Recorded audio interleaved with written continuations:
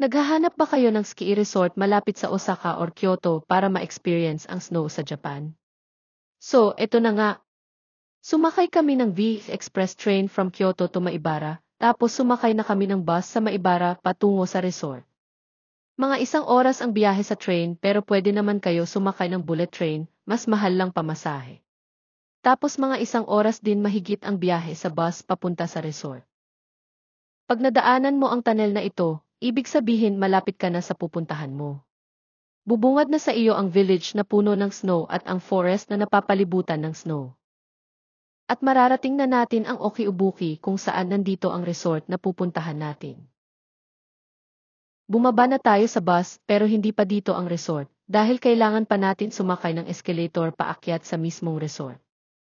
Medyo mataas pala ang aming aakyatin hanggang sa marating na namin ang Grand Snow Okiubuki Ski Resort. Nag-fill out na din kami ng form para sa gear na i-rent namin. After magbayad ng renta, saka mo naman kukunin yung mga gear mo dito.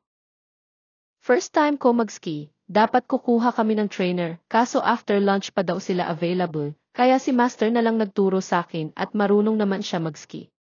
Sinubukan ko na nga at ayon buti hindi natumba. Nakakapagod siya pero masaya. Kaya kung nasa Osaka kayo or nasa Kyoto, puntahan nyo na din itong ski resort na ito.